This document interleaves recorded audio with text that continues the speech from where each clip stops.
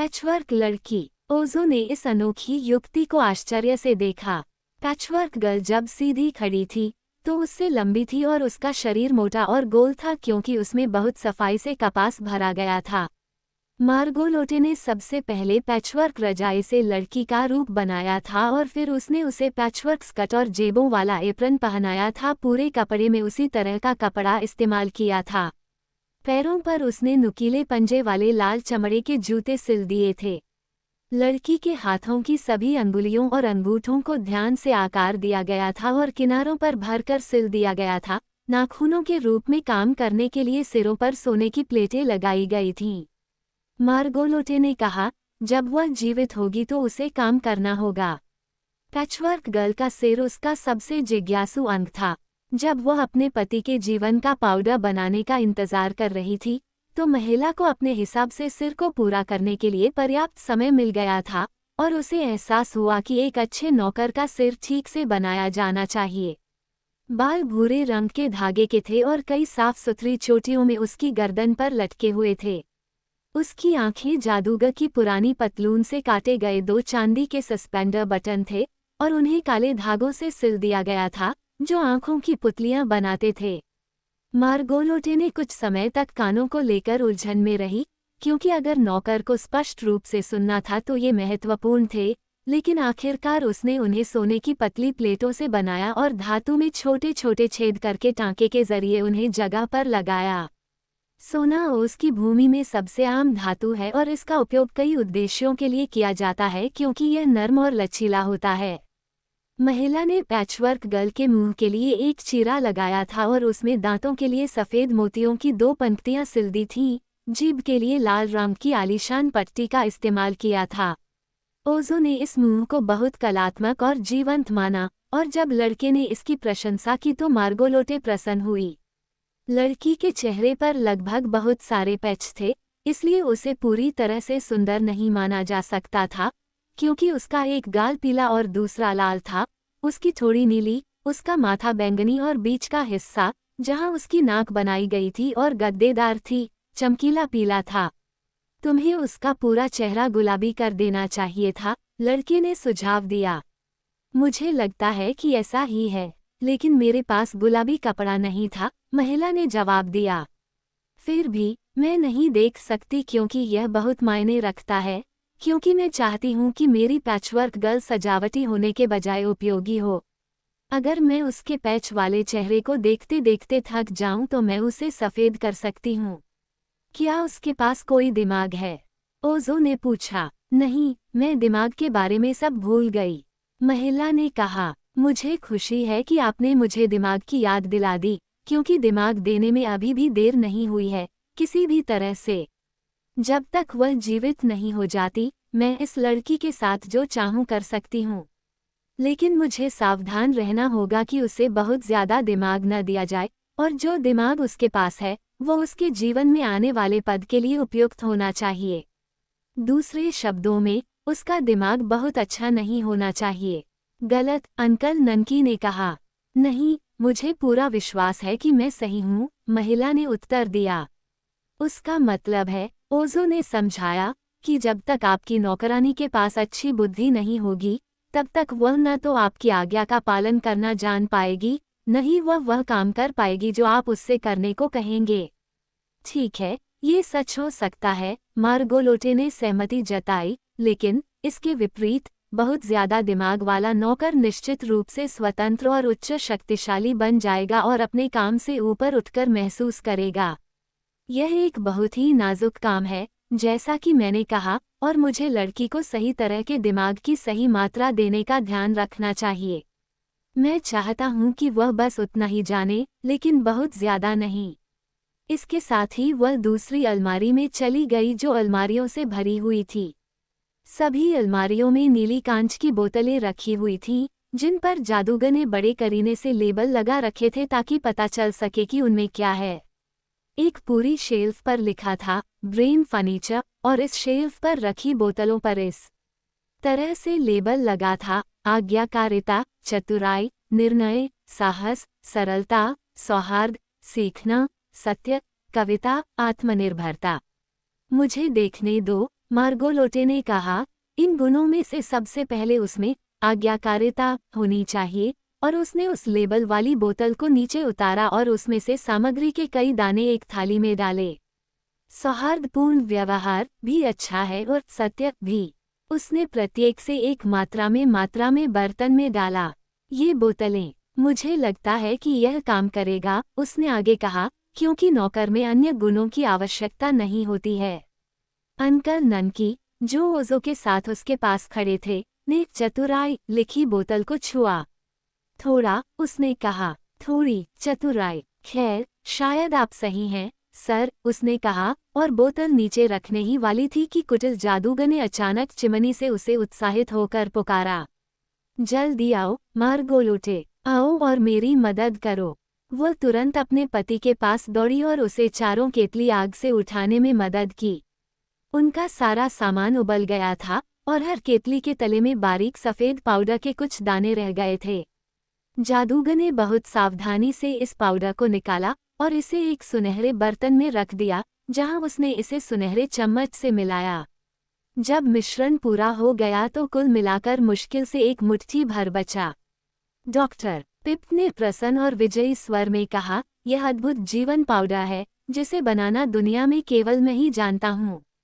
इन कीमती धूल के कणों को तैयार करने में मुझे लगभग 6 साल लगे हैं, लेकिन उस बर्तन पर रखा छोटा सा ढेर एक राज्य के मूल्य के बराबर है और कई राजा इसे पाने के लिए अपना सब कुछ दे देंगे।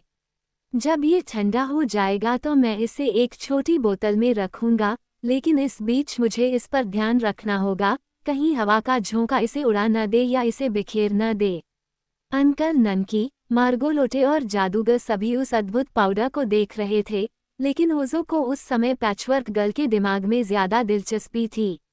उसे किसी भी अच्छे गुण से वंचित करना अनुचित और निर्दयी दोनों लगता था, इसलिए लड़के ने शेल्फ पर रखी हर बोतल को नीचे उतारा और मार्गोलोटे की डिश में कुछ सामग्री डाल दी। किसी ने उसे ऐसा करते नहीं देखा, क्योंकि सभी लोग जीवन के पाउडर को देख रहे थे, लेकिन जल्द ही महिला को याद आ गया कि वह क्या कर रही थी, और वह अलमारी में वापस आ गई।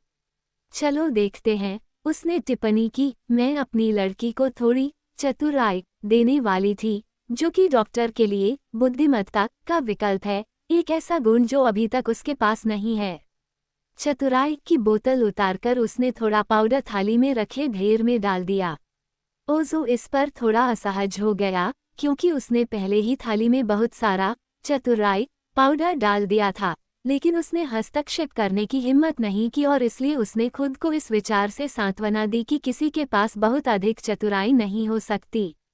मार्गोलोटे अब दिमाग की थाली बेंच पर ले गई। लड़की के माथे पर लगे पैच की सिलाई को फाड़कर उसने पाउडर को सिर के अंदर रखा और फिर सिलाई को पहले की तरह ही साफ सुथरे और सुरक्षित तरीके से सिल दिया। मेरी बेटी तुम्हारे जीवन के पाउडर के लिए पूरी तरह से तैयार है, मेरे प्यारे, उसने अपने पति से कहा। लेकिन जादूगर ने जवाब दिया, इस पाउडर का उपयोग कल सुबह से पहले नहीं किया जाना चाहिए, लेकिन मुझे लगता है कि अब ये बोतल में भरने लायक ठंडा हो गया है। उसने एक छोटी सी सोने की बोतल चुनी जिसके ऊपर मिर्च का डिब्बा था, ताकि पाउडर को छोटे छोटे छेदों से किसी भी वस्तु पर छिड़का जा सके। उसने बहुत सावधानी से सोने की बोतल में जीवन का पाउडर डाला और फिर उसे अपनी अलमारी के एक दराज में बंद कर दिया। आखिरकार उसने खुशी से अपने हाथों को आपस में रगड़ते हुए कहा, मेरे पास अपने पुराने दोस्त अंकल ननकी के साथ अच्छी बातचीत करने के लिए पर्याप्त समय है, इसलिए आइए हम आराम से बैठें और आनंद लें। 6 साल तक उन 4 केटल्स को हिलाने के बाद मुझे थोड़ा आराम करने की खुशी है। आपको अधिकतर बातें खुद ही करनी होंगी, ओज़ो ने कहा, क्योंकि अंकल को शांत व्यक्ति कहा जाता है और वो बहुत कम शब्दों का प्रयोग करते हैं। मुझे पता है, लेकिन इससे आपके चाचा एक बहुत ही मिलनसार साथी और गपशप करने वाले बन जाते हैं, डॉक्टर पिप ने कहा। ज्यादातर लोग बहुत ज्यादा बात करते हैं, इसलिए ऐसे व्यक्ति को पाना राहत की बात है जो बहुत कम बोलता है। ओज़ो ने जादूगर की ओर बहुत विस्मय और जिज्ञासा से देखा। क्या तुम्हें इतना टेढ़ा होना बहुत कष्टप्रद नहीं लगता? उसने पूछा। नहीं, मुझे अपने व्यक्तित्व पर गर्व है, जवाब मिला। मुझे लगता है कि मैं पूरी दुनिया में अकेला कुटिल जादूगर हूँ। कुछ अन्य लोगों पर कुटिल होने का आरोप है, लेकिन मैं ही एकमात्र सच्चा जादूगर हूँ। वह वास्तव में बहुत टेढ़ा था और ओज़ो को आश्चर्य हुआ कि वह इतने टेढ़े शरीर के साथ इतने सारे काम कैसे कर पाता है। जब वह एक टेढ़ी कुर्सी पर बैठता था जो उसके लिए बनाई गई थी, तो उसका एक घुटना उसकी ठोड़ी के नीचे और दूसरा उसकी पीठ के निचले हिस्से के पास होता था, लेकिन वह एक खुशमिजाज आदमी था और उसके चेहरे पर एक सुखद और सहमत भाव था। मुझे अपने मनोरंजन के अलावा जादू करने की अनुमति नहीं है, उसने अपने आगंतुकों से कहा, जैसे ही उसने एक टेढ़ी डंडी वाली पाइप जलाई और धूम्रपान करना शुरू किया। उसकी भूमि में बहुत से लोग जादू कर रहे थे और इसलिए हमारी प्यारी राजकुमारी ओज़मा ने इसे रोक दिया। मुझे लगता है कि वह बिल्कुल सही थी। कई दुष्ट चुड़ैलें थीं जिन्होंने बहुत परेशानी पैदा की थी, लेकिन अब वे सभी व्यवसाय से बाहर हैं और केवल महान जादूगरनी ग्लिंडा द गुड को अपनी कला का अभ्यास करने की अनुमति है, जो कभी किसी को नुकसान नहीं पहुंचाती। उसका जादूगर, जो एक ढोंगी हुआ करता था और बिल्कुल भी जादू नहीं जानता था, ग्लिंडा से सबक ले रहा है और मुझे बताया गया है कि वो एक बहुत अच्छा जादूगर बन रहा है, लेकिन वह केवल महान जादूगरनी का सहायक है। मुझे अपनी पत्नी के लिए एक नौकरानी बनाने का अधिकार है, आप जानते हैं, या हमारे चूहों को पकड़ने के लिए एक ग्लास कैच जिसे वह करने से मना करती है, लेकिन मुझे दूसरों के लिए जादू करने या इसे पेशे के रूप में उपयोग करने की मनाही है।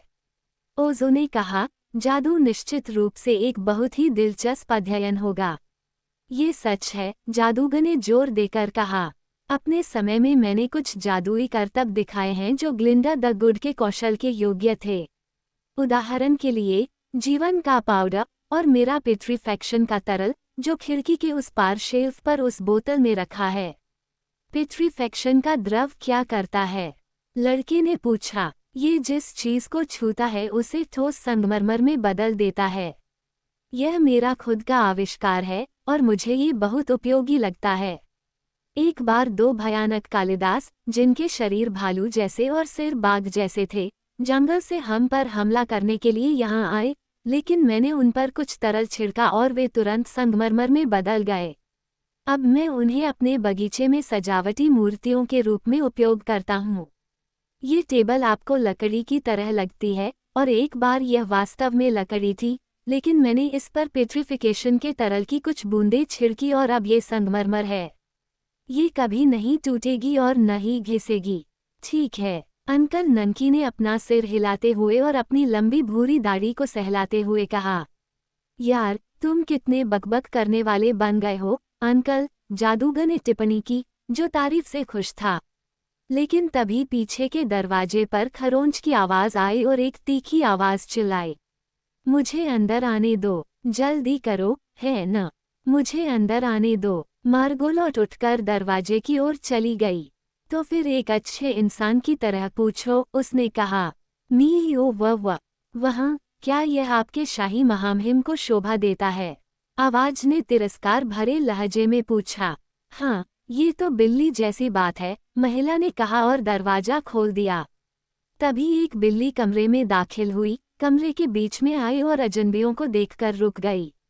ओज़ो और अंकल ननकी दोनों ने उसे बड़ी बड़ी आंखें खोलकर देखा, क्योंकि निश्चित रूप से ऐसा कोई भी जिज्ञासु प्राणी पहले कभी अस्तित्व में नहीं था, यहाँ तक कि उसकी भूमि में भी नहीं।